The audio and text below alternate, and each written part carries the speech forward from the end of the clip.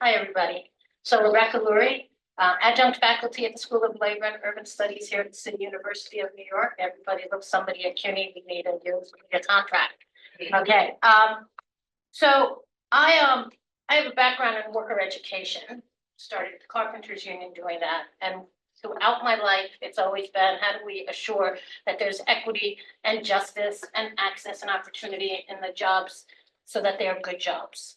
And found my way into worker-owned co-ops as a way to really think about this, which might harken back to something, a phrase a lot of us might have heard, how do we own the means of production? How do we own our work? How do we control our work? And I find that this work is really, really moving. So I was very happy to get involved in this project with NSP and the Jill. And here I am to moderate. I'm gonna pitch it in a few minutes to our different co-op representatives from 4 businesses. We'll do a series of pitches where I ask you some questions, and then we'll make some room for some Q&A from the audience. And I believe there are some questions that have come when you registered. So the co-ops we have are, and I might have it right from left to right. Let me see: Defector, Time of Day, Maximum Fun, and Helping. So New York, West Coast, New York. And right here. I'm gonna ask each of you to introduce yourself, speak about your co-op for a few minutes, and the first thing I'm really asking you to say is your origin story. How did you set things up? And Jasper, you have so much to say, or to share, I know, because we've spoken. So it's Jasper Wang with Defector. It's Angad Bhalla from Time of Day Media. We have my notes are so bad and my memory is so bad. Stacey Molski from Maximum Fun, Esther Wang, help you, and I'll start. Hi, I'm Jasper. I run the business side at Defector Media. Defector launched in the summer of 2020 as a worker-owned website. The origin story started the previous year. All 18 of my co-founders at Defector used to work at Deadspin, which very publicly fell apart in October of 2019. They got into major disagreements with Great Hill Partners, which is the middle market private equity firm that bought up Gizmodo Media Group. And they all quit. And, you know, there was a big labor story in the fall of 2019. Bernie Sanders, Cory Booker tweeted about it. It became a whole thing. I myself, as part of this origin story, had no ties whatsoever. I just emailed, I was a big reader, big fan of the site. I just emailed the people who I thought were New York based and said, I'd love to buy you a beer. And if you're working on a new idea, I'm just a guy, you don't know me, but I'm happy to help you figure out the business. And so one thing led to another. And I left my full-time job. I was been a consultant for a decade at Bain & Company, but I left and became the one business guy. We launched in July of 20, well, we announced in July of 2020. We started publishing in September of 2020. So we're coming up on 4 years. And yeah, we're generally subscription based on our revenue model, but the operating model is everybody is an owner and an operator and expected to be working on parts of the business. And we're up to 25, soon be 26 people. Great. I would pitch more, but I'm going to pull back and I'm going to pass it at the top. My name is Angad. I'm with Time of Day Media. Thanks for having me. I am a union member here at the Writers Guild and very proud to be. And I probably, I don't know really why I'm on this panel because I'm not exactly in this space, but I think it's basically because I'm in the union and we are a worker co-op. So those are the two things. But I work on the film and television side. We work under that contract, and about 7 years, or no more than like that, 9-10 years ago, I worked in nonfiction and documentary, and I was talking to a friend who's in the guild, and he was like, do you know that the current AMT or the minimum basic agreement, I don't know people, but basically there's one agreement that all the studios have with that covers all the TV, everything.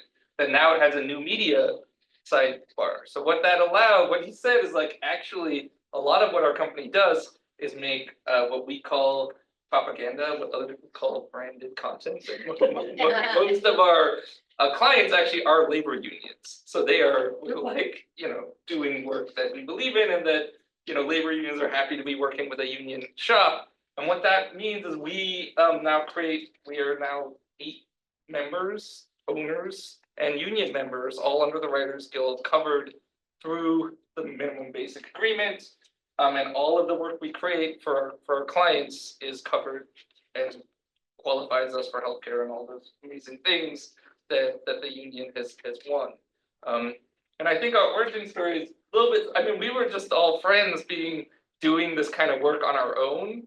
And we realized, like, what happens if we tried to do it together? Like, I'm just, like, as a freelancer, like, you're always kind of hustling and trying to do it. It's like, well, we all, there's peaks and troughs in the work, and this was a way to kind of spread it out. And that's kind of why we started, and still why it keeps going is the way it's like, okay, well, somebody's bringing in business, then we're all doing okay, as opposed to when we were all kind of our independent contractors, hoping to like make right that one. So. Sure. I'm Stacey Molski from Maximum Fun. We are an audience-supported podcast network, so most of our funding comes from the audience just opting to pay for this thing they can get for free because they love it. They want artists to get paid. So we've actually been a podcast network for a while now, and just last year we converted to being a worker-owned cooperative. So I've been there for about 9 years. We have 40 shows on the network now. Some of those are partner shows who actually still own the IP to their show, because even before we were a co-op, we believed in people owning their work. So they got to keep their work, and this partners partnered with us for things like advertising and fundraising and whatnot. When we became a cooperative, it was mostly because our owner had the idea. Our owner wasn't really into being the sole owner anymore, but didn't want to sell it because he wanted to keep the same values and ethics and, have this podcast network that we've built be sustainable for a long time.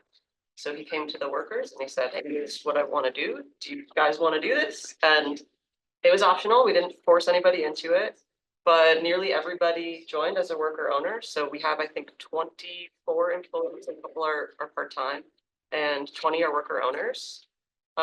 We partnered with Project Equity to actually do the conversion, which helped a lot. They did training, they connected us with folks. So that was great for us, but we're still very much in the learning phase and we're not unionized. So I'm going to pass all my union questions over here if I get them. Hi, everybody. Oh, hi. The others also bring your mics closer. Yeah. Okay. Hi, my name is Esther. I'm one of the co-founders and a worker owner at Hellgate. Hellgate is a New York City news, culture, and politics site. We started about 2 years ago on a model, I would say that's very similar to what Defector did. We were certainly inspired by Defector, inspired by a lot of other similar news outlets around the country that have become journalist-owned and journalist-run. There's examples like Racket in Minnesota, which kind of emerged out of the wreckage of their local alt weekly. So the origin story of Hellgate, I would say, is a bunch of us, all journalists in New York City, all of whom had traumatic experiences working for outlets where, we were either laid off, even though there was a staff union, or we were, just horrified by how management was destroying the outlet that we worked for. All of us variously kind of came from places like Gothamist. I came from Geo Media at Jezebel, so it's nice to be back in the WGAE office, which I love. Go WGAE. Some of us came from NPR, but all of us were kind of looking for a new way of doing local news, one that would be sustainable, one where journalists would have more control. And so just to kind of, I wouldn't say on a whim, but as an experiment and in very much startup mode, we decided to start Hellgate. And that was 2 years ago, and we're still here. There have been challenges along the way, which I would be more than happy to talk about. But, I think for us, I think we all have kind of seen how particularly local news has been decimated in cities around the country. And I think we were like, we want to try a new model. We want to experiment with something that is not even actually really like all that new, right? Worker-owned businesses have been around for a long time, co-ops have been around for a long time. Paying for news is like the oldest idea out there in news, even though people are not really used to it anymore. Like Defector, we are a reader-funded, subscriber-funded outlet. I can share more about how that works later, but we're not quite at like 100% or even 80% reader-funded yet, but that is kind of our goal as we continue. But yeah, I think we just knew there needed to be different models for how we all do our work in a sustainable way, in a way that kind of empowers us as reporters and journalists. Love that. The whole notion of being empowered as a journalist, but also as a, imagine that, right? So I wanted to actually acknowledge that there's a class I've been doing that's been funded by the Consortium for Worker Education with WGA, and a few people are here in the room, and that has given us actually an opportunity to talk about some of this more. So I want to sort of thank those students for bringing some of that learning to me, because I'm a consumer of journalism. I'm not necessarily the deeply informed consumer, although I'm becoming more so, of how this business works. So I was, when we talk about co-ops, we often say that you need 4 things to make your business work. You need the skill of the thing. Journalism might be that, writing, just, putting together film, media. That's the thing. That's often the craft that we love.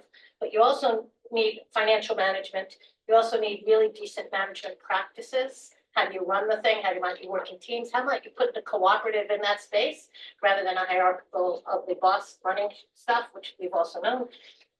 But the financial management, the sort of traditional HR, how do you do it collectively? And the last thing I say is really a political understanding of the political economy of your business, which often a union can help. So that's a framework I put together when we speak about this. How do we make sure it's good work, but also that the work happens? I was so impressed, Jasper, that you were able to share that you were not a writer. You saw that there was an opportunity to come as a business person. I think that's a very interesting point of entry. Can you say more about what made you build your skills as a business person, knowing nothing about the craft of writing necessarily, maybe a consumer like me, and enter the business? Yeah. Boy, straightforward enough question. How do I answer that? I went to college, got a job doing management consulting, got my MBA, went back to management consulting. Just a very standard. There are thousands of people in New York City, if not tens of thousands of people who have that story where it's like, yeah, you just do the thing you're supposed to do and you make some money, you gain some skills, and hopefully somewhere along the way you find a thing that you would actually be interested in. And it just became obvious to me that this was a thing I could actually be interested in. And thankfully it worked out well. Again, when I was a management consultant, I was never a top-rated person at the firm. I am just like a reasonably good business guy, of which there are lots and lots of others around the city. And they sort of like keep the blinders on, focus on the thing in front of them, and don't see to the side, or can't make the trade-offs against risk or money or lifestyle. And so yeah, I don't know. Like I talked to other people about this, like, you find other business people to want to do this, and I'm like, I don't know, man. I just have the one me. But like, I don't think it's that special. And how do we actually make that attractive, or even just something that people are aware of the sort of impact that that skill set could bring to the table for a group of other people who are working on something that you believe in, and you just want to shepherd along. Yeah, it's great because it's another set of skills that often people with great ideas and a great craft might miss the business side. So I wanted to sort of honor that actually first, because you were on my left, but sitting here, but it is such an important aspect. So I wanted to ask you, Stacey, about the notion of conversion. So for people who don't know the language, I'm just going to say we're familiar with startups. A few people come together. That sounds like that would happen at time of day. A few people came together who were independent. Let's start a company. And so that's a startup. A conversion is when the company is sold by the owner to the workers, and it's converting to worker ownership. The word is used in so many ways. I want to clarify that there was conversion to worker ownership. And I wonder if you can speak about that, and especially really maybe hone in on the culture of the company when this came to your attention as an opportunity. What made it possible? Yeah, so the folks at my company all always really cared about the work. Like if you just wanted to make a bunch of money podcasting, you were probably going to work somewhere else, but you already really cared about this. So everyone, I think, had this mentality of wanting to work together and believing in this and believing that artists should own their own work. So I think a lot of us actually thought when Jesse told us that he was going to do this, when he first came to us, we were like, oh, he's selling the company. Like, oh, this is an announcement where he is saying he is selling to Amazon or Spotify or something. So when the opportunity came that, oh, he wanted to sell it to us, and I should clarify, it doesn't mean like we all had to pool all our money and like buy the business from him. Basically, we get a loan, but we have a small buy-in and then we get a loan. So it wasn't like we had to all come up with a ton of money. We just had to want to do this thing. So we did a little bit of like, hey, who is interested in this to make sure it was possible. Project Equity did a lot of the financials to make sure it was possible for us. And then nearly everybody wanted to do it. So the thing that we are dealing with now is trying to move from, like, we actually still have a hierarchical structure. We don't have a flat structure yet. We have a board that is made up of worker owners elected by the rest of the worker owners. And everyone gets to vote on big decisions. So every person who's a worker owner gets one vote. So we're figuring out just sort of how to get everyone into this ownership mentality and understand that, like, now they're getting more information and they know things and they care more and they can have more input. And it's been really interesting to try and make that switch while still sort of having same day-to-day job. And like now you're kind of fitting in a new job that nobody really planned to do. So that was a little bit of a challenge during the conversion, was finding that time, but we're slowly getting there. We've, had a few board meetings and a couple of votes on things, and I think everyone's really excited about it. So. Great, great. Esther, maybe I'll pitch this to you. You mentioned that there's a lot of challenges along the way, but let me hone in, and maybe it's not a challenge, maybe it's just great. How does the work get divvied up? Different skills, different people, in addition to, but besides the writing. Yeah, so there are 7 of us on staff at Hellgate. So there's 6 worker owners who are writers and editors, and then we have 1 business person. And when I say that we own and run the company, I really mean we own and run the company. We literally do everything that's involved in running a news site and also the business side. We have, like an accountant and a lawyer who helps us with those things, but the day-to-day work, it's all us, right? So the writing of the stories, the editing of the stories, sending out our newsletter, doing our social media,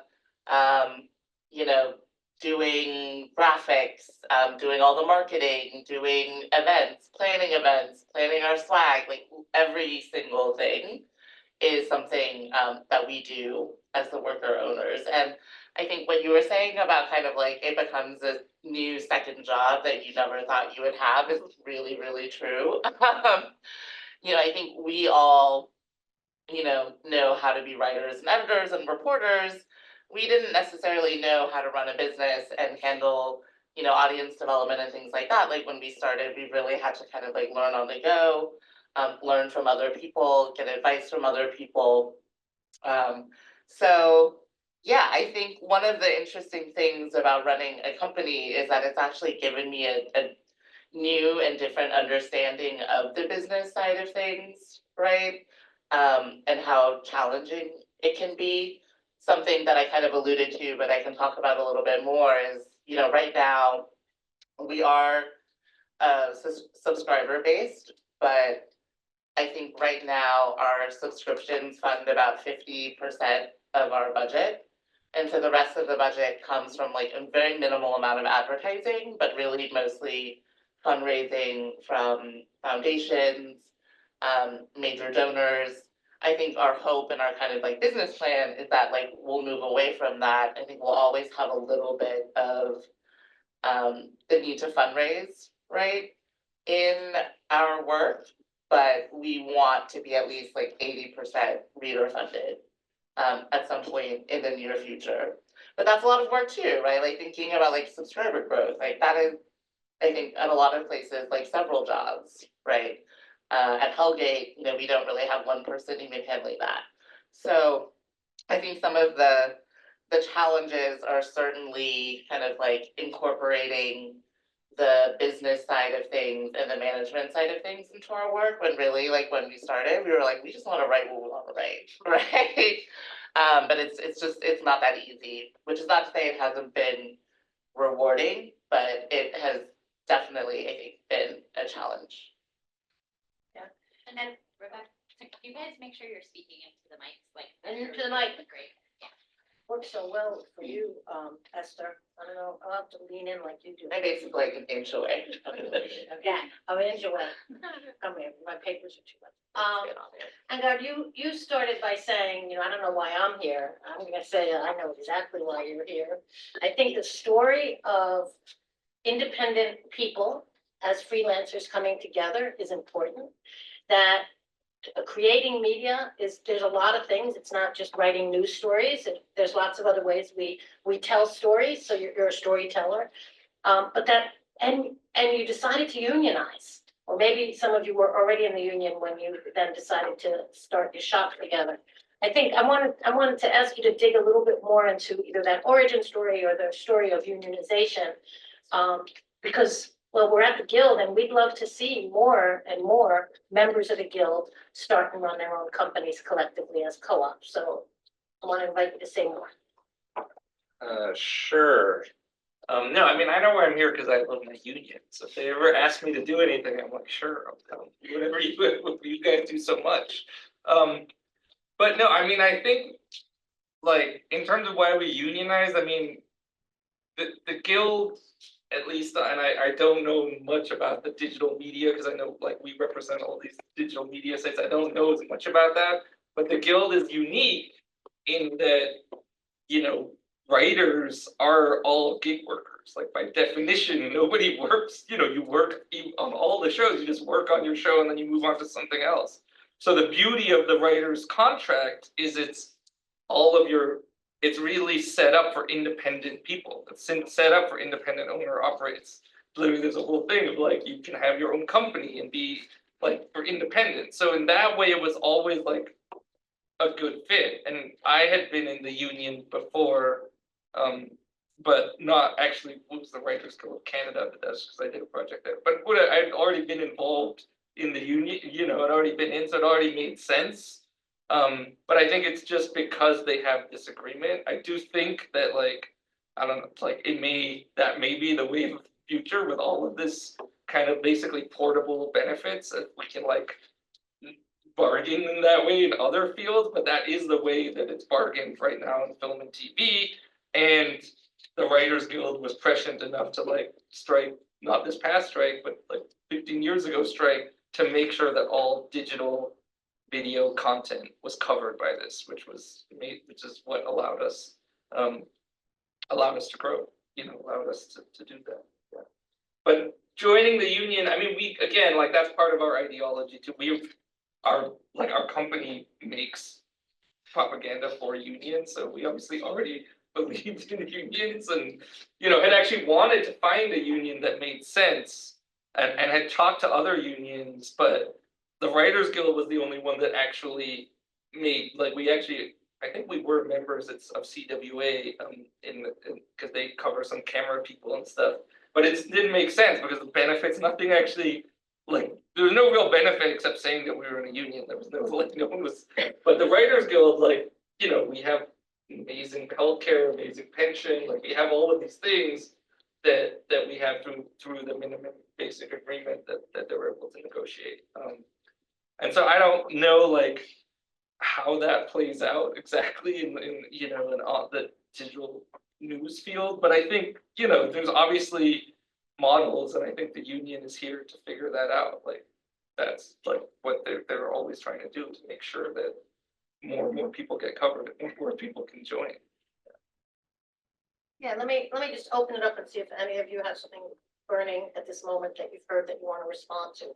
So there's a little dialogue between us, and otherwise I can go to my notes. Can I ask, I've never been part of a union. Does WG, like, do you just have access to health insurance via your union, or does this union offer health insurance to people who otherwise can't access health insurance? No. I'm like, we should not have fought health insurance then. You have to buy the health insurance, but I'm not gonna, you wanna? I can respond. I think there's two, and Molly will know this better because you bargain both sides, right? Like, so WGA is a union that has different shops, different companies that are organized, and they bargain individually with those companies, and they bargain for whatever they can get, healthcare, whatever, that's in their contracts. But what's unique about the Writers Guild, and I think probably a lot of the entertainment guilds, is that they also bargain like for all the writers who ever write anything on TV or anyone that's covered. They don't have to bargain shop by shop with Fox or like CBS or whoever, anybody, Netflix, all of them. So those benefits, because of that, and because you're working different gig jobs, if you earn the minimum that you need to qualify, as a writer, then you basically qualify to have health benefits for the next year. So it's unique in that the benefits are tied to the person as opposed to the company. But most unions, maybe I'm wrong, but most unions, it's very shop by shop. So if you were union, if you were worker owned, I don't know how exactly that works because you're like bargaining yourself, but that would be, yeah. As I understand it, my experience in the building trades, where it's also like you go from job to job. Yeah, okay. Is that the union holds together plans. So, we don't have something called socialized medicine, right? Sure. So everybody's on their own, but people purchase or units will purchase a big package from Empire Health or GA, whatever you want to call the company. There are so many of them. The unions will negotiate those big packages, and then all of these workers are benefiting from that. But it's the company that is contributing. So your package, when you negotiate a union contract of what people are going to get paid, there's contributions from the employers to those benefit funds. Got it. So there's probably like on your balance sheet, to think about it, right? On your balance sheet, you have contributions to benefits. On your balance sheet, you have contributions to benefits as well. Yeah, exactly. But the payment goes into the union, and everybody gets it through the union. Okay. Is that accurate enough? Yeah, it's very accurate. Yeah, you're still paying for health insurance as a co-op, but you're a signatory, right? to the Yeah, we're a guild, right? signatory. Your company Yes. co-op is a signatory to the guild, and you agree to pay the rates of the minimum basic agreement. Yes. And then you also agree to pay a percentage for each employee if they earn like $38,000 in each given year. So you're Yes. paying a percentage. So you're paying to the insurance company what you shop around, but like we negotiate what that contribution will be as the Writers Guild is negotiating with them, be about like what that contribution, and it's always a big fight, right? Because they always want to pay less for health and pension, but we want to keep that percentage enough that it's viable for being the health insurance.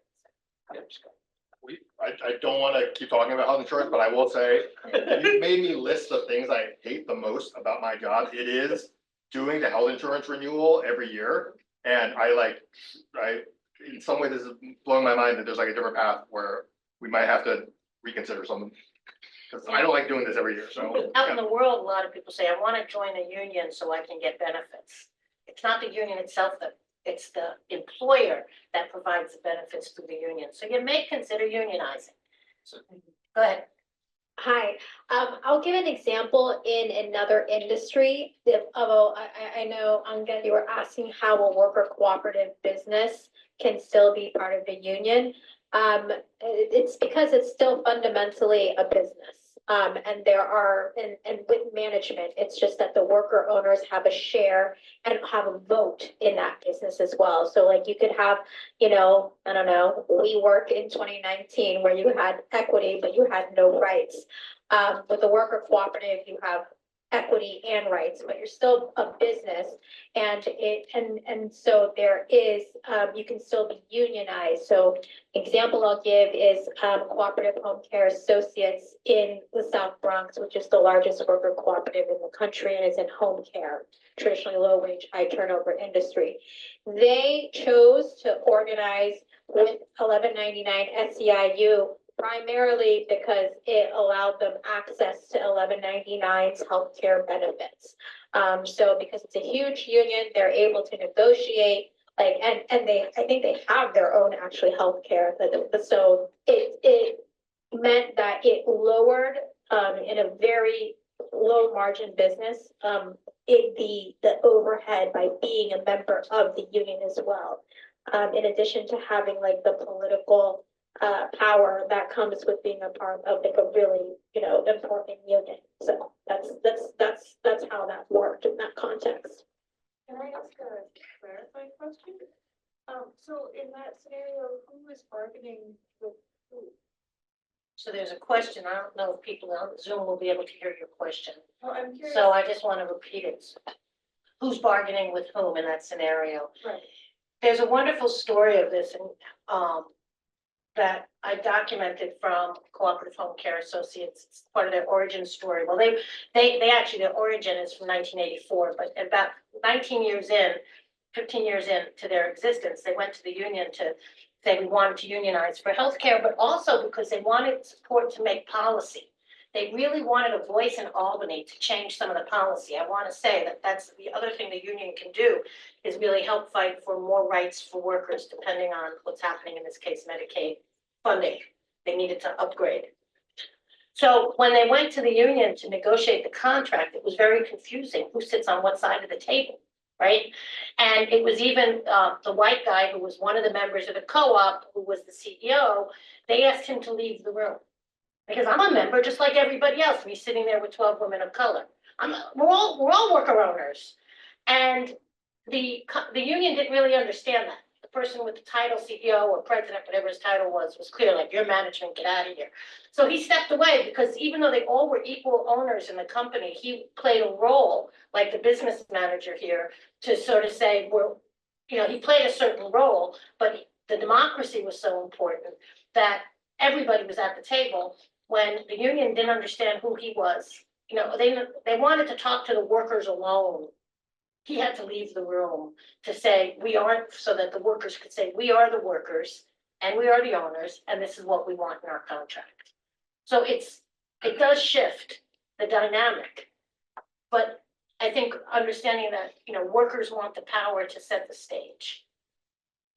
And in the specific dynamic of CHCA, they have a labor management committee. So it's 1199 and through that committee, like the shop stewards and the management sit down together, as opposed to being across two sides of the table. Esther, you wanted to answer. I want to pull it in. Oh, no, I actually was gonna ask a question of everybody, if that's okay. Yeah. Okay. Just because I think, when we were kind of prepping for the panel and, one of, I think, the goals of this panel or this discussion was to get at the question of, what is the role of unions in supporting kind of new models, worker co-ops in our industry? And I don't necessarily have the answer to that question. I have some of my own personal thoughts, but I am curious to kind of hear people talk about that a little bit. Just because I think when I think of the media ecosystem that we want and need, it's almost like we need everything, right? Like we need legacy institutions with really strong unions where workers are empowered. And we also see, especially this past year, how quickly that can evaporate, right? People can be laid off, outlets can go under, and we're left with a much poorer environment for all of us. So I think one of the things that, outlets like Hellgate or Defector or other outlets are trying to do is to kind of energize the ecosystem, right?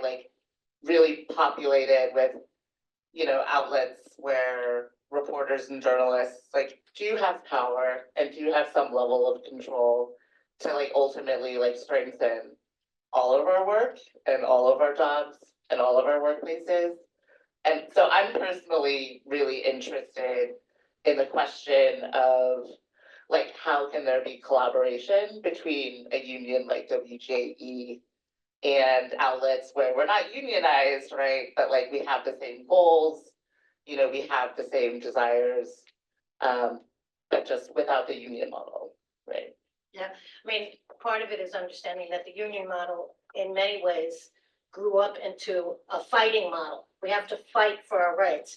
And when you are the boss, and you're saying, no, we're giving rights, we're giving good jobs, we're doing everything we can to make sure the jobs we create and maintain are good. We're not in a fighting stance with the boss, but we might still be in the fighting stance with bigger policy.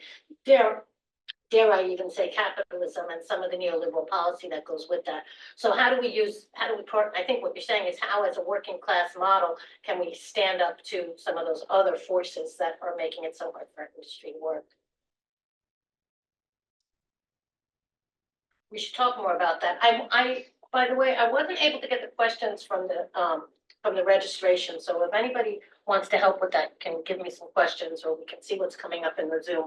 But we can open it up to a few questions. I think I wanted to make sure people sort of see how it runs inside. And so let me turn that for a minute. Do any of your shops get involved with public policy? And I think I saw something in my notes that yes, Hellgate, you did. Yeah. Tell us. Yeah, I can talk about that a little bit. So at Hellgate, we are part of kind of a loose coalition of local news outlets that I think has become more formal very recently, that came together to push for legislation in New York State that would provide funding to local news outlets across the state. I think somewhat unexpectedly, that legislation got included in this year's budget and was actually passed. How it's actually going to be carried out is still being worked out. There's gonna be like hearings later this year, and like I think the kinks are being worked out, and there's still a lot of details that feel up in the air. But you know, I think the impetus for that legislation, which basically, as far as my understanding goes, and I'm not the person on staff who was really involved in the coalition, but my understanding of the legislation is that it gives a tax credit up to $300,000 per year to local news outlets across the state. There's some questions about like whether digital only news outlets apply, which means Hellgate might need to put out a random newspaper once a quarter. There's questions about like, do digital news outlets fall under the purview of the law and are able to access the funding? I think there's already signs that like nonprofit news outlets unfortunately won't be included, which is a big shame. But I think, you know, initiatives like this are really important. I think Illinois also recently passed a similar law that in some ways I think seems a little bit better than New York's law. You seem to know a lot more. I would love to hear from you actually. Director of the News Guild. Okay, So cool. for that, Yeah. that New York State and Illinois efforts were spearheaded. The coalition was built, comes out of the Albany. Yeah.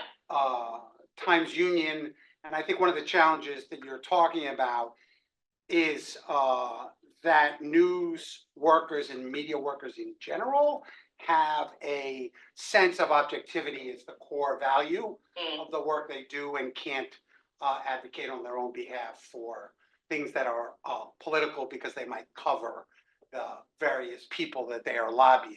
And that's been, I think, our biggest obstacle. And Yeah. I think to speak to the other piece of what you were saying, the current ownership model of media across the country does not serve the needs of local communities. And something has to be done to fire the bosses. Because there's Become the no bosses. world that Gannett, Yeah. McClatchy, Yeah. all the global capital and all the large chain newspaper owners are remotely interested in serving democracy. So we have to figure out how to get rid of them. Yeah. And that's I what mean, I was trying to do. So that's Nick Bedell with the National News Guild. And you may have more to say when we break up into smaller groups. It's to have just more conversation, because frankly, we are learning as we're going, right? We are absolutely learning. And so the three different groups we're gonna have is, one is nuts and bolts if I want to start it. One is, what does it mean to be a union co-op, and what are some of the advantages and opportunities there? And the third one is on public policy and how we can influence it. At the School of Labor and Urban Studies, I was able to publish a piece we called the Union Toolkit for Cooperative Solutions, where we said there are basically different things. Like, one of the things that unionists do, union leaders, business agents, shop stewards, and sometimes just frontline workers, they're paying attention to the temperature of what's going on, and they're able to say, here's an opportunity. Sometimes that might look like the owner at Maximum Fun, who was already like willing and able to sell, and there was no union there, but the workers were able to like come to the table. Other times it could be an active resistance. So Defector was born after there was the demise of, what was the company? Deadspin. So, before there's a demise, maybe can we take it over? Can we actually step in and say, no, we're gonna run this company? And some of that ends up looking like a company in it was a window and door company in Chicago, where the owner was extracting all of these goods out of the company, saying it's not worth anything, and the worker said, no, it is worth something if you weren't ripping us off and making it look like it's worth nothing. And how do you turn it around to have worker control? So there's something to be said there about how we can have eyes and ears, and I think that often our business agents, our union representation can like be an ear to the ground to say there's something happening here.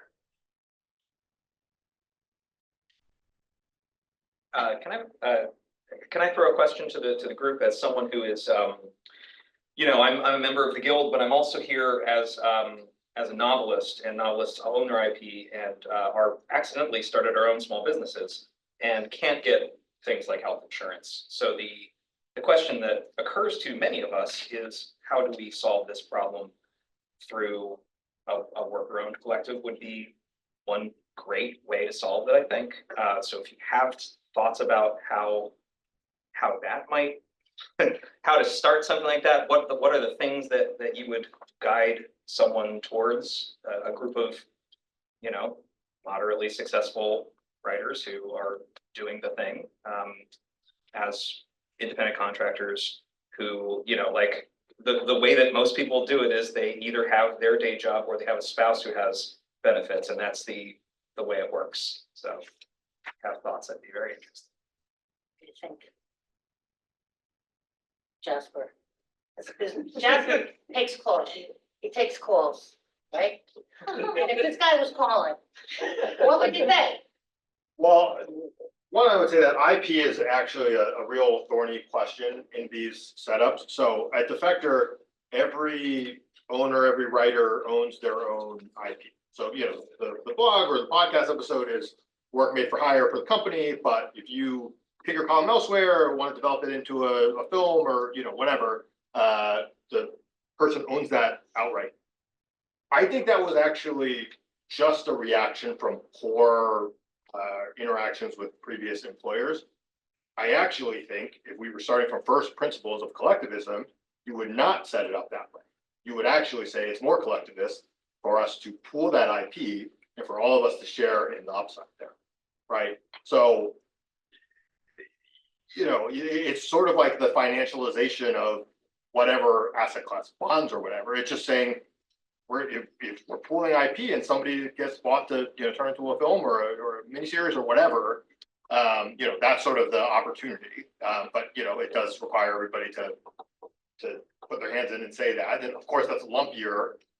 That only comes around once in a career, maybe for some people. So you could sort of see how you need some funding otherwise, or at least another revenue stream against that. But IP pooling as a way to start a company and protect one another, like that seems like a good starting point. Yeah, I mean, I don't know, like the healthcare thing, like, like I'm from Canada, the system's broken, right? Like, we shouldn't be like, the fact that like all of half the meetings, even in our co-op, are about healthcare, like like, it's so bad, like we just, whatever, we gotta like deal with that. It'll take some time. But I would say the one thing, just hearing it doesn't actually solve your problem at all, but I just want to give you a little bit about our experience, because as novelists, you're like on your own, right? And so in a way, how we started is it took us a while to get to become a full co-op, to build that trust. So what we actually started doing, and I learned this from another co-op I'm a part of, is we said, okay, like, well, we're all doing our own thing, we're all making our own stuff. Let's say we all give 10% of what we earn, and we put this in our collective bucket. And we started that way as a way of like slowly getting more collective, till now we're like much more collective than we were. But I think it could be really hard because like, yeah, like one of your novels could take off, one of you couldn't, but having some way of, and then theoretically, although it doesn't really, you don't really get to scale with healthcare unless you're like, I don't even know, maybe thousands of people, like the difference is pretty small, but eventually, you at least start having a pool of like regular resources that can be shared amongst the group, and maybe that goes to healthcare, maybe that goes to something else, right? But I think that there's a way of like taking baby steps towards collectivizing, and then seeing what what you as a group decide to do with that money. Sadly, like we have the healthcare ministry. That's like, I don't know how you solve that on like these small scales, but I think there are other things that you might be able to just by doing something like that. Can I follow up with both of you, just for people at your companies, are they, do you do work exclusively for the company, or are you free to do work outside of the company as well? So Defector, when we started, we wrote it into our bylaws that the expectation for any full-time person is you're putting 75% of your professional effort towards the website.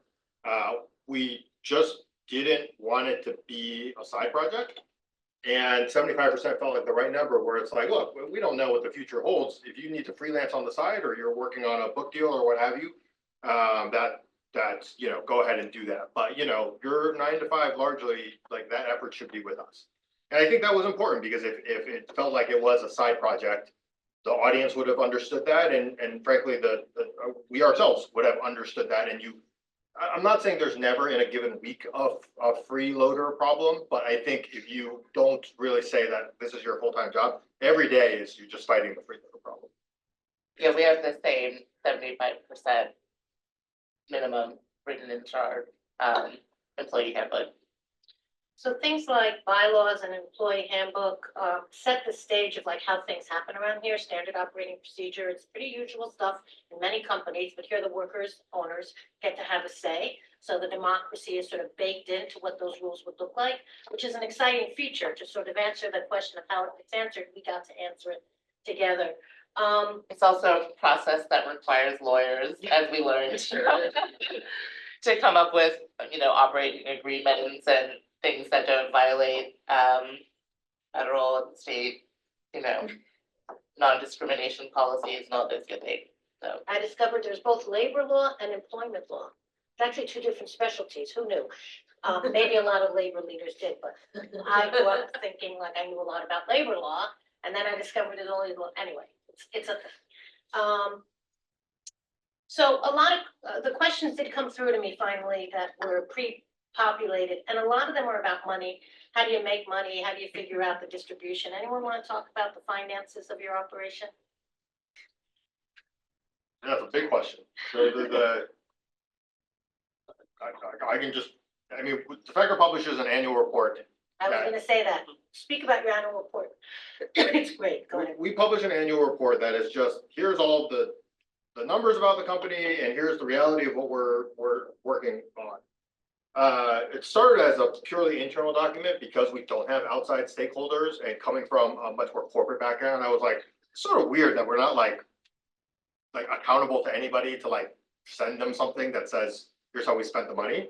So it was meant to be an internal document, just so like everybody could at the 1-year mark sort of celebrate and say, look at our accomplishments. And then we were just like, hey, people might find this interesting, so we're gonna just publish it. So we published 3 of them. And yeah, we try to be as honest as we can be.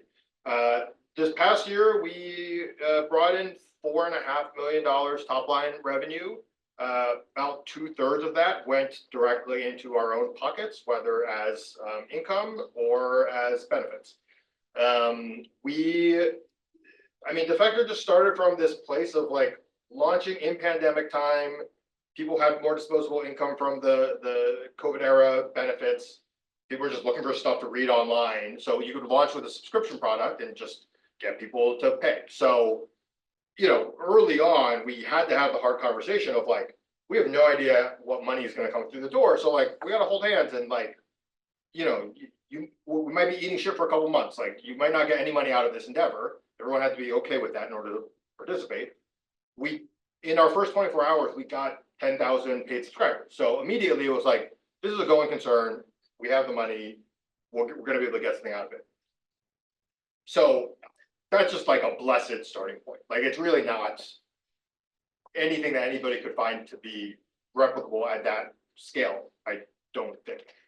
But it's easy to say now, but again, before we launched, we did hold hands and say, no one's getting any money for a while. Remember, like let your family members know, we gotta line this up. Like we all have to be committed to it. So the early expenses just went on my personal credit card. Again, I was a corporate guy for a long time. My bank account couldn't sustain it. My wife is a tech executive. She had no problem with us taking that on our personal balance sheet. That came to something like $50,000 in expenses before we figured out that there was going to be money coming through the door.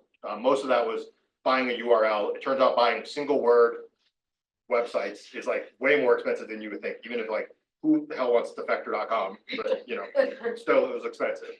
There are other ways around it.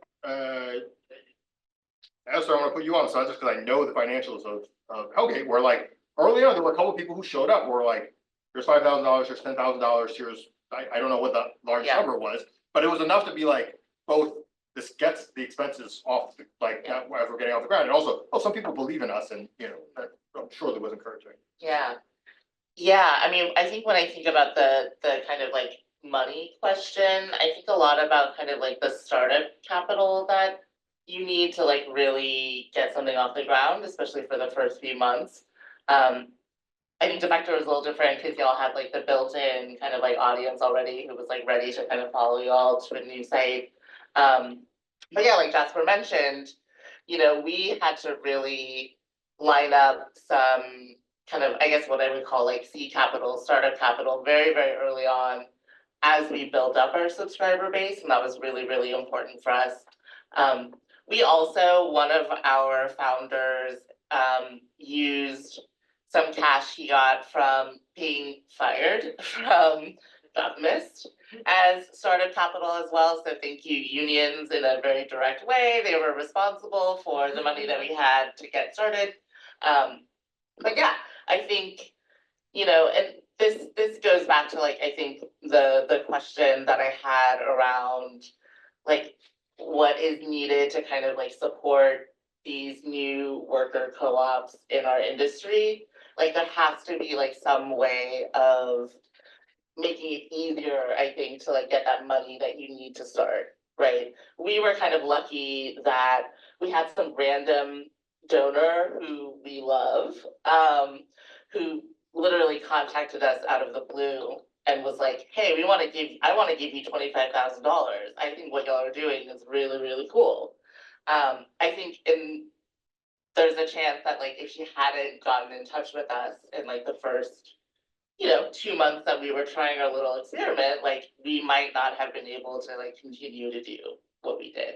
So yeah, I can talk more about like specifics about like fundraising and how we make money and all that, but I think something that I think about a lot is, as like these new outlets are starting, it's not just like Defector or us or back in Minnesota, there's like 404 Media, there's like people starting like, games journalism outlets, there's like people starting all sorts of different local news sites, like, we're contacted, as I'm sure Jasper you are too, by like a lot of people who have been laid off and are like, we want to start our own thing. Like, we had a conversation with like a lot of laid off journalists from DCist who were like, we're contemplating like starting our own site, like give us, what advice do you have for us? And I think the hardest part is the money question, right? And the money that you need at the very beginning to even try something new. I'd say, out of the 12 or 15 questions I see, money is in many of them. So, I've learned in this work, and other people in the room will know some about this as well, the notion of a capital stack. You got to put it together a lot of different ways. And it comes together, we all have to, when we are trying to make a big purchase, we're thinking about the different ways we're going to get it. Some of it is a loan, some of it a gift, some of it is my own sweat. So I'm curious because I think, Stacey, you shared that, we didn't all have to put in everything, but you had to come up with something, the skin in the game kind of thing.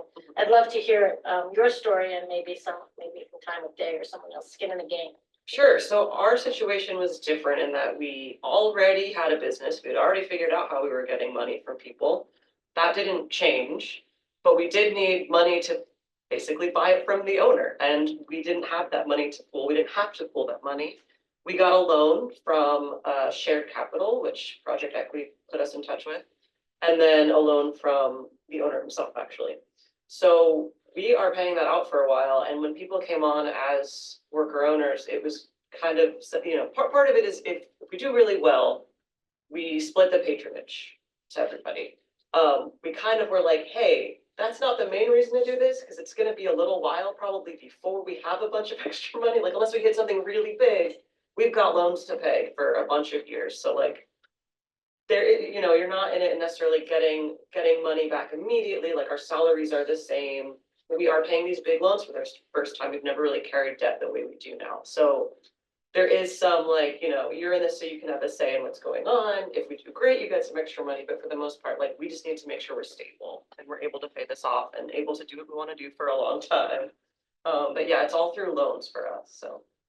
Yeah, I mean, that kind of leads, there's a question there, and let me, go ahead. No, I'm gonna let a few people ask questions from the group. I wanted, especially if anyone from the class that I've been running with WGA, if you have a question, just pop your hand. We'll take like a few questions and then we'll turn that into a summation. So go ahead. This is sort of a money question, a slight deviation. I am really curious about how different cooperatives handle decision-making, both editorially, and also in terms of like actual staffing, like hiring, potential firing. What does it look like to hire another worker owner? And is there ever any level of concern about like diluting my share in this thing that we've built? And I'm just curious to hear the like philosophies and also like the literal nuts and bolts of how you do it. Okay, and was there another question in the room? Can I get one over here? Okay. I'm curious for Max Fun that went through the conversion, like what was the most rewarding part of that? And then what was the greatest challenge? So, rewarding, challenge, decision-making, hiring and firing. Let's do a little, add that into what your closing words, because this is what I want to pitch for the closing words. What makes it a good job? So any of those things, how decisions get made, rewarding, challenging, what makes it a good job? We really all want to be able to do what we love and go to work each day and still enjoy the life for other hours of our weekend life. So I could give like a 6-hour answer version of this answer, but the like 60-second version of it is, we started with 19 people, so it was immediately obvious you can't just operate by consensus, right? So on the editorial side, we basically said, we're just going to take a regular editorial hierarchy. So it would be very legible to anybody who's worked at any, digital media shop of editor-in-chief, a managing editor, a deputy editor, and, different categories and different, editing and staff writer relationships. On the business side, we said, we're going to have a couple of different committees. So we have basically a revenue committee, an HR committee, PR events committee, and then a manager board. And the manager board is 5 members, 2 standing members, myself and the editor-in-chief, and then 3 rotating elected members that are re-elected or elected every year. And that is the budget body. So if we are gonna open a new staff writer position, that's the group that makes that final decision. You know, we're always trying to, with any of these decisions from any of the committees, the manager board, we're trying to find venues where people can offer input. And it feels like we have the right temperature on the staff. But it can't be like everybody gets to say their part of every decision. And so the manager board takes that very seriously. You know, we tend to play on the conservative side of like, when do we actually have enough money budgeted to do another hire? And so, you know, like we don't take any outside capital or debt funding. So it's just the cash in the door. So, you know, the bar for new hire is high. And each new hire is an owner. I have never heard anybody say anything about dilution, in part because it's very obvious we would rather run this business into the ground than ever sell it. So it doesn't really matter what your exact percentage there is. Take it right on down. Yeah, that's a good question, and good summation. Yeah, I think we are also like, I mean, I think it's like never a one size fits all. I think part of it is like you come up with a system that works for you. We also, like, I think sound very similar. You need committees, like you can't all be involved in every decision. I think specifically to the hiring, firing question is like, you know, we've had people come, we've had people go, we've had challenges with that, I would say. And I think what we've learned is like, you know, it's not, you know, different in some ways than a regular company in that, you know, you want somebody who's a good fit and you want to take a long time to find that person. And if it's not a good fit, we were like, okay, we like have a kind of pretty intense but short probation period. So that if it doesn't work, you're not like, oh, well, now this person is an owner and like, we don't know, like, if it's not working. So we have a relatively, like, you have to work there a while. And I think, you know, again, it's always in flux. I think right now it's like 2 years before you become like a full owner. But you're not like on probation for 2 years. I'm just saying that. And I think that going to your question of what makes it great to work at is that, yeah, you have say. That's like the core difference, right? I mean, I was in a union before, but it's like you still don't like really have say on what your day to day is like. And I think for us, what's been great, particularly, is we're just happened, or many of us have young kids, and it's just been like that flexibility of like people are like, yeah, like just get your work done when you want to, and like nobody's gonna bother you, right? If you're doing what you need to do. So the flexibility and the support has been really great. And I think that, and the benefits which we get from the guild, but not everyone gets, but that's been, you know, it's a really huge thing to say that like, you know, your job is just, you know, like part of your life in a way, as opposed to you kind of have to fit everything around it. Similarly, we have a board made up of elected worker owners. We also, at the beginning of our conversion, did this practice where we essentially made a decision matrix, like we wrote down what big decisions might come up and who we want making them, so that when it comes up, we know, hey, that's a decision the worker owners have to vote on, and there needs to be a majority, or there needs to be a super majority. Or this is something that stays with the CEO to decide because we don't want it to get bogged down and everything. So we agreed on that as we did this conversion, and then we can go back and reference that when needed. But mostly right now, it's big things are brought to the board, with the exception of things like voting on the annual budget. That's something everybody votes on. And we are trying to institute more committees. We're kind of still getting our feet like under ourselves. So we basically have one now, but we'd like to have these more smaller ways we can sort of deputize people to work on certain things. Because we do have a thing where at our company, a lot of people, like they all care, they want to be involved in everything. And we want that transparency and enthusiasm. And we need to figure out how to do it in a way that also lets us, like our small company, still work efficiently. So that kind of goes into one of the challenges, which is, we are small and we try to do a lot with a little. So a lot of our people are pretty busy. So to get everybody to make time to do this new thing and think about the business in a new way has been pretty challenging. And we're trying to make sure like everyone feels comfortable. Everyone should feel comfortable running for the board, or, you know everything that's, you know, kind of going on. So that has been tough for us, is switching from just our day-to-day jobs into this bigger picture thing and bringing more people into the fold. But that's also, I think, what is most rewarding for people is just the transparency of knowing what's going on, having a say in this thing they already cared a lot about. Like for me, I kind of always, I'm a weird person who works almost as though I owned it. Like I spend money like it's my money and I care about it like it's my thing. So when I became an actual worker owner, it was cool to just be like, oh, I do own this now. Like it makes sense for me to care this much about this thing, and it makes sense for my coworkers to care that much about this thing. So you can tell that it's kind of changed mindsets a little bit in that way, and brought everybody like together in this more passionate way. So Yes. Esther. Yeah, I mean, structure is a thing that we think about a lot at Hellgate. When we started, there weren't that many of us, so we were like, we're just gonna be like totally non-hierarchical. And then I think we pretty quickly realized that running a news site that way totally did not work.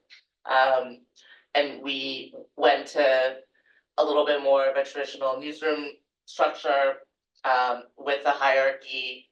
But I think the way that that kind of like works at a place like Hellgate is, you know, we're still democratically run, everybody's in committees, every worker owner has one vote and an equal say in how the company is run. It's just editorially, we have our separate roles, right?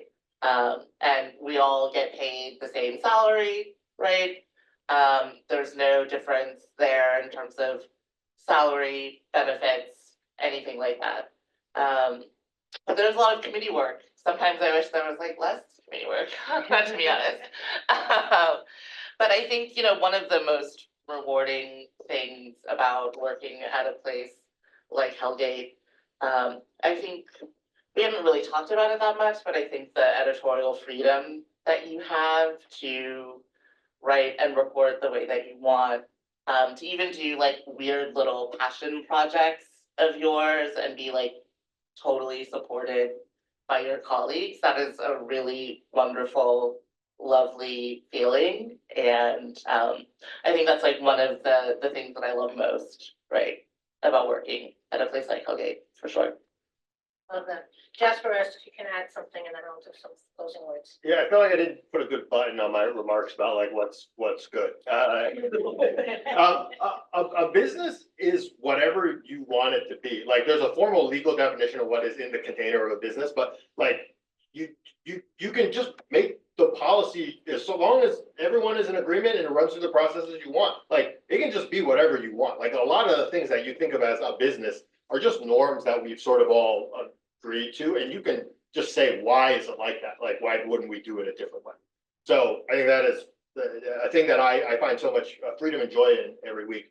A thing that is sometimes joyful and oftentimes challenging is who do you get mad at when something goes wrong? Because, you know, if you're in a traditional company, like, it's pretty there's always somebody to be mad at, right? Like, you can be mad at your manager, you can be mad at the CEO, you can be mad at the board, be mad at the financiers, like, you can be mad at capitalism. That's all reasonable answers and like sort of like neat, tidy answers that are often very legitimate. In a worker-owned place, like, you have to figure out how to use that. Like, things are going to go wrong and you're going to feel what you feel, but like, how do you move that constructively in a way that is not destructive for the company and the relationships? I honestly think of myself as a better person because of that framework of like, okay, I have to, you know, figure out how to be productive with these emotions. Like, it's better for my marriage and my relationships that this is the situation you're, and sometimes you're like, it's crazy that we can't just yell at somebody. Like, there's not a villain here. Like, we're the villains and we have to just like figure it out, you know? Wait, I feel that my coworkers. You feel the villain? You feel You yell at your coworkers, we yell at That's what I'll ourselves tell you. and our children. I feel the No, I think it's great. So I mentioned I teach this at, well, I don't know if I mentioned, I teach this at the college, at School of Labor and Urban Studies. We have a certificate program called Workplace Democracy and Community Ownership. And the class I teach is, that I love, is cooperative management for a changing world. And what that really, we talk about conflict resolution. And, you know, as one of the things, we talk about team building, we talk about roles and responsibilities, all the things you've all mentioned. And I say this because it's really, we're changing the world in the place we are, rather than we go to work and then we go home and we try to change the world, which there's lots to change, there's lots to improve. So wherever you land, you can do it. Some of the things that I wanted to point out are like, that were said, transparency, inclusion in decision-making, conflict resolution. I want to share that the About Us pages of these companies are really fascinating. And Defector really blew my mind because I saw not one, not two, but 3 annual reports. Each one is about 20 pages and gave them to my students to read because you can see how it works when you are transparent. Then what happens is people have the information, they share this information. So I wanted to sort of honor that as part of the work. I wanted to thank both the Consortium for Worker Education because they funded this class that some of you are in, but also the students who are in that class have been so helpful for me to understand this more. Democracy at Work Institute also has really helped me understand some of what we need to know to learn more, to figure it out while you are in the trenches making it happen. We're going to go to the breakouts, and we're going to close the Zoom room. We went a little longer than planned, but I think it was useful. And that will give you a chance to really have some one-on-one. So in this room, we're going to be talking about what your union can do to help with co-ops. In the next room, we're going to do nuts and bolts. If I want to start one, how do I do it? In the third room down the hall, we're going to have policy and how we might get involved with policy to support co-ops and to do more, how co-ops might support some of the policy that the unions are fighting for all of towards, better opportunities for work. This is a really challenging sector that's very important in terms of public space. So I want to thank everybody on Zoom for what, coming, and those of us in the room, we're not done, but we're going to do that. You can get your pizza, socialize, be in a small group. We're going to do that till 8:30. I think we have a sharp end at 8:30. So in each room, there'll be somebody who will sort of act as facilitator for that. I put in the back of the room a little thing with a QR code about the Union Toolkit for Cooperative Solutions if you want to see more of what's been written about it recently.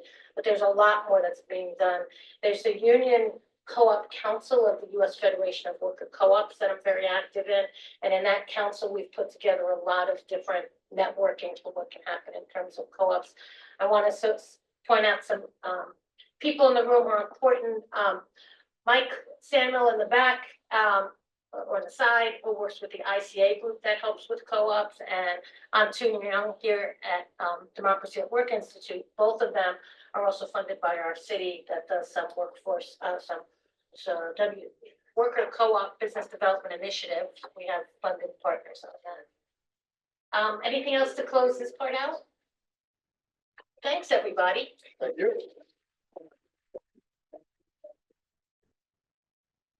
Thank you, the Zoom room. 2 sites to check out. Oh my God, your stuff is textbook material.